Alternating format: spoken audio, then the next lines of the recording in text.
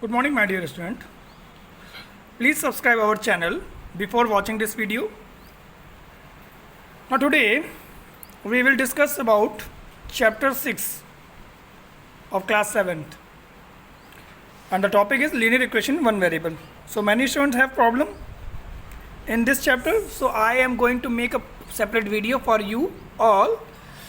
So first of all, before understanding linear equation, we in last year in class 6 we understand the equations, algebraic equations, in which a combination of variable and constants are mixed together and we find out the value of x.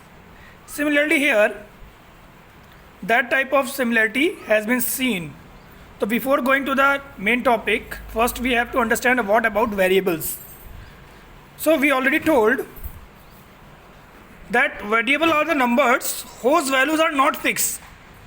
ऐसे numbers जिनकी values fix नहीं होती है उनको बोलते हैं variable, जैसे A B C X Y Z whatever, क्योंकि इन नंबर्स को वैल्यू को हम किसी भी नंबर से रिप्लेस कर सकते हैं. X equal to 1 2 3 4 5 6 whatever we can do it. Okay, now going to the word constant. Constant means numbers whose value is fix. ऐसे नंबर जिनकी वैल्यू फिक्स होती है उनको बोलते हैं कांस्टेंट. जैसे कि जितने भी काउंटिंग नंबर हैं उनकी सबकी वैल्यू क्या होती है, फिक्स होती है.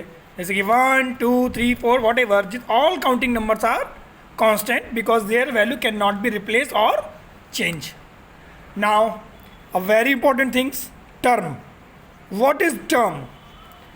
टर्म या तो एक सिंगल नंबर होगा या एक सिंगल वेरिएबल होगा या उन दोनों की कॉम्बिनेशन से मिलके बना होगा, उसको बोलते हैं टर्म.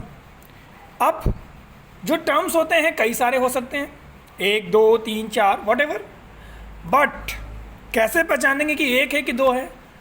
तो उसके लिए उनको या तो प्लस या तो माइनस या तो मल्टीप्लाई या डिवाइड या वॉट एवर, मल्टीप्लाई डिवाइड नहीं, प्लस या माइनस, इन दो सिंबल से सेपरेट कर सकते हैं और बेसिकली इन्हीं दो नंबर से सेपरेट किया जाता है. आपको हम दिखाते हैं. जैसे कि पहला एग्जांपल है हमारा 2 + x. यहाँ पर 2 एक नंबर है, कांस्टेंट नंबर, और x वेरिएबल है.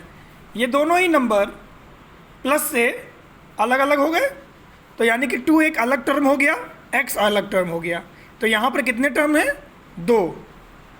दूसरा देखिए x एक ही टर्म कहा जाएगा.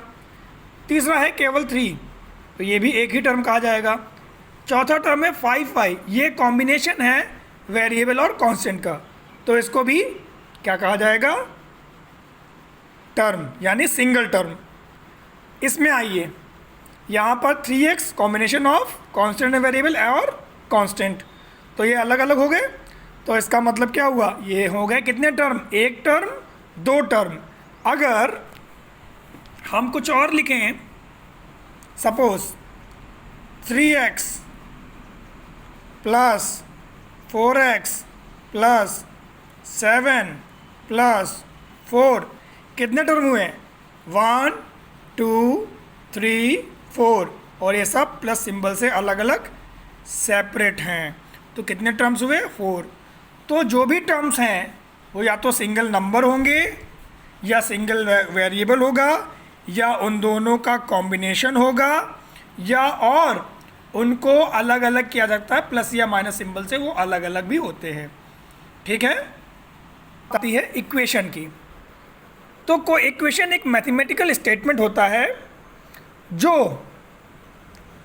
दो टर्म्स के बीच में या दो एक्सप्रेशन के बीच में इक्वलिटी शो करता है. इक्वलिटी का मतलब कि वो एक दूसरे के समान हैं या इक्वल हैं.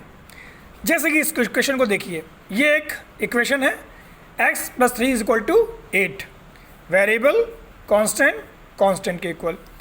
ये एक इक्वेशन है जो एक दूसरे में इक्वलिटी का रिलेशन शो कर रहा है. ऐसे ही 2 + 3 = 5. ठीक है. तो क्या हो गया? ये भी एक तरीके से इक्वेशन हुई. इसी तरीके से हम मल्टीपल इक्वेशंस लिख सकते हैं. अब आती है बात कि सॉल्यूशन ऑफ इक्वेशन क्या होता है. सॉल्यूशन ऑफ इक्वेशन ये होता है कि सपोज कोई भी इक्वेशन है वो उसमें हमेशा एक वेरिएबल होता ही होता है. ठीक. अब उस इक्वेशन में अगर उस वेरिएबल की वैल्यू रख देने पर है ना, जो भी वैल्यू आए, जो उस इक्वेशन को ज़ीरो कर दे, वो कहलाता है उस इक्वेशन का सॉल्यूशन।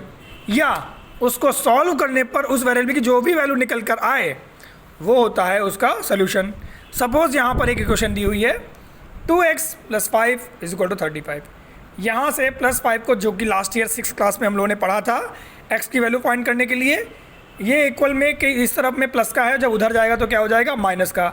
ऐसा हम क्यों कर रहे हैं, हम कांस्टेंट टर्म को एक साइड में कर रहे हैं और वेरिएबल टर्म को एक साइड में। ये हम लोगों ने पढ़ा था लास्ट ईयर अफीफ़ा, है ना। ठीक है, अब देखो, तो इधर से 2x की वैल्यू निकाल दी हमने, फिर x की वैल्यू निकाल दी उस तरह से, तो कितनी आ गई, 15। तो ये जो वैल्यू है 15, वो इस इक्वेशन का क्या है, सॉल्यूशन।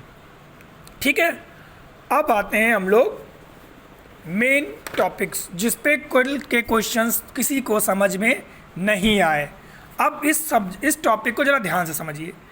कोई भी इक्वेशन होती है, सीधी सी बात है, वो इक्वलिटी को रिलेशन को शो करती है दो टर्म या दो एक्सप्रेशन के बीच में, और इक्वल के लेफ्ट वाले एक्सप्रेशन को हम लोग क्या बोलते हैं, लेफ्ट हैंड साइड, और राइट वाले पोर्शन को राइट हैंड साइड। अब यहाँ पर हमने जो अभी एक इक्वेशन दी थी 2x + 5 = 35, तो यहाँ पर 2x + 5 इक्वल के लेफ्ट हैंड साइड में है, तो वो क्या हो जाएगा, लेफ्ट हैंड साइड टर्म, और 35 राइट हैंड साइड में है, तो क्या हो जाएगा, राइट हैंड साइड टर्म। तो अब कल के असाइनमेंट क्वेश्चन जिस बेस पर थे उसको समझिए। Linear equation of one variable, हमें उन क्वेश्चंस में क्या देखना था कि इनमें से कौन सा लीनियर इक्वेशन है। मल्टीपल इक्वेशंस दी हुई थी, उनमें से हमको ये गेस करना था कौन सा है। तो पहली बात आप ये समझ लो कि linear equation of one variable होता क्या है, combination of algebraic expression and constant variable some सब यूज़ होते हैं ना अलजेब्रिक एक्सप्रेशन में। तो जो अलजेब्रिक एक्सप्रेशन जिसमें उस पर्टिकुलर वेरिएबल की डिग्री 1 हो, डिग्री 1 का मतलब उस वेरिएबल यानी कि x की पावर कितनी हो, 1 हो। देखो उसको बोलते हैं क्या, linear equation of one variable. ठीक, अगर हम कहें x² + 4 = 0, ये इक्वेशन है, बट क्या ये लीनियर इक्वेशन है वन वेरिएबल में, वेरिएबल भी इसमें 1 है, बट क्योंकि इसमें x की डिग्री कितनी है, 2, तो ये लीनियर इक्वेशन नहीं होगा। लीनियर इक्वेशन होने के लिए x की पावर कितनी होनी चाहिए, 1।